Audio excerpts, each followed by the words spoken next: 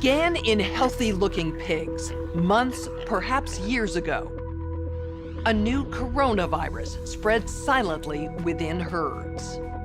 Gradually, farmers started getting sick.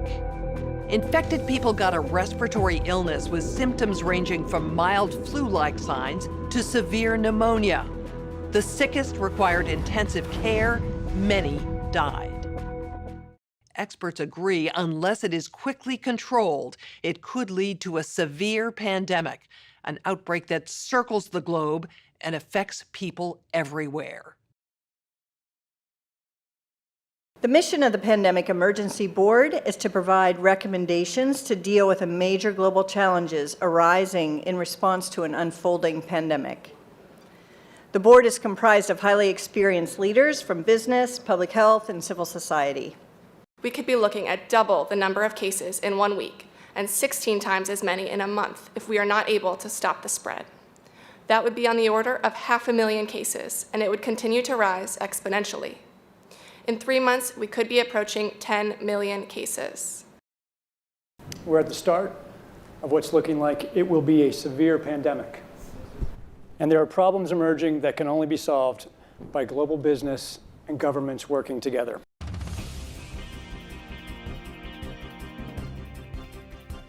We have known about CAPS-like viruses in animals and people for decades, but have not been successful at developing a licensed vaccine.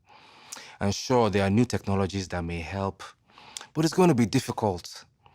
I am not optimistic about having a vaccine in time to be relevant during this pandemic. So the policy crisis in question for this board in this meeting is this: how should governments, business, and international organizations allocate and distribute pandemic antivirals and medical supplies to the people who need them most? What we've seen work very well in the HIV field is, in fact, procurement through the Global Fund. So having a centralized mechanism, so financially able to procure on behalf of affected countries would be critical. I think the second thing is it's going to be very important that for the business sector, for manufacturers of antivirals, that we have clarity around what the need is and where the need is and who are making the decisions. I think that given that the countries most affected are those that are low and middle income countries with unequal access to technology, to finances, the UN has a worldwide footprint, universally recognized, and universal membership. A global stockpile would certainly help ensure more rational and strategic allocation, but the reality is that we don't have the logistics capability, even within the UN, to bring that together in one place and run it. So this is where I think a collaboration between the international organizations like the World Health Organization and the private sector, which runs these supply chains for many purposes every day, understand where the supplies are, make smart decisions about how to allocate them to the people who need them in the places that need them the most, and then work with the industry to move those supplies from where they are today to where they need to be. Just to underscore the point that cooperation among supply chain providers or businesses that have huge supply chains can add a lot of efficiency to the whole process. The question is, can you, through this international mechanism, really promote commitments to doing this as quickly as possible and give people a sense that actually if they contribute more, that they will have a better chance of protecting their own populations and their country's security and health. So to be completely clear, most of this production would already be committed in contracts. Yes. It is almost unheard of that people are producing product without having a forward commitment for the consumption of that product.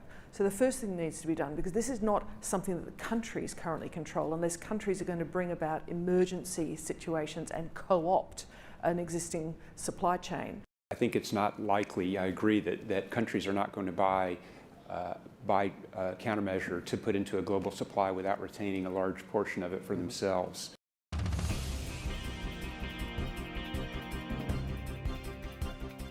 Public health agencies have issued travel advisories, while some countries have banned travel from the worst affected areas. As a result, the travel sector is taking a huge hit.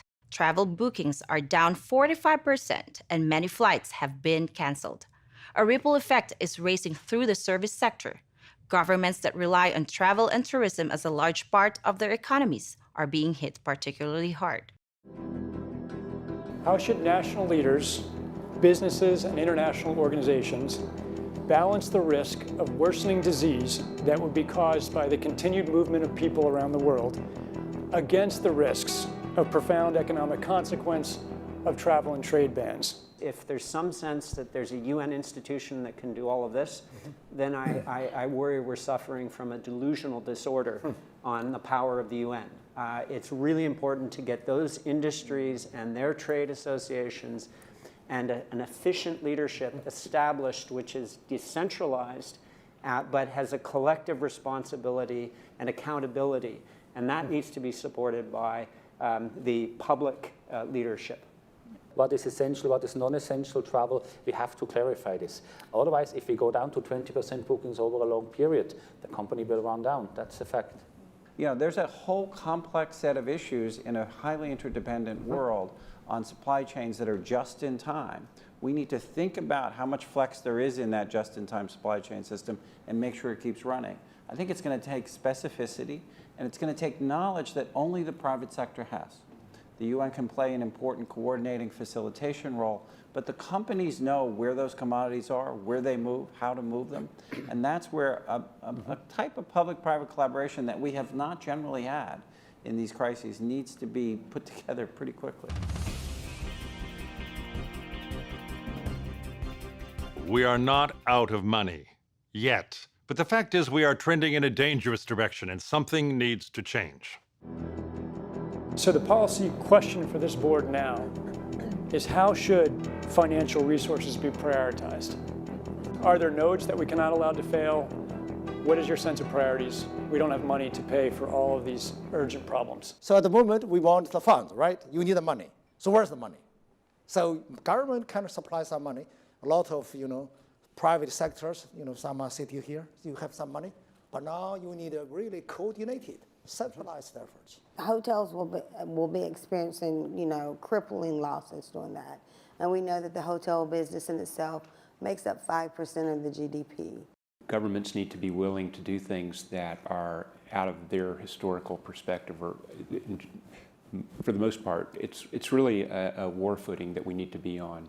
We shouldn't underestimate the power of entrepreneurship. We need to escalate that, whether it's through the government's helping with tax breaks or subsidies of that nature to increase manufacturing of those types of products. It can happen quickly. A Marshall-type plan, don't mean to say that exactly, but a Marshall Plan that can go into effect can stimulate change very quickly. Countries are reacting in different ways as to how best to manage the overwhelming amounts of dis and misinformation circulating over the internet. In some cases, limited internet shutdowns are being implemented to quell panic. How much control of information should there be, and by whom? And how can false information be effectively challenged? And what if that false information is coming from companies or from governments? I think it's very important that we make sure that there is concise communication with all healthcare facilities where these patients are being treated so that there isn't mass panic. We're at a moment where the social media platforms have to step forward and recognize the moment to assert that they're a technology platform and not a broadcaster is over. They, in fact, have to be a participant in broadcasting accurate information and partnering with the scientific and health communities to counterweight, if not flood the zone of accurate information, because to put the genie back in the bottle of the misinformation and disinformation is nigh impossible. One thing we haven't spoken about, and I'm wondering whether it's time to talk about this, is a step up from the part of the governments on enforcement actions against fake news. I personally do not believe that trying to shut things down in terms of information is either practical or desirable.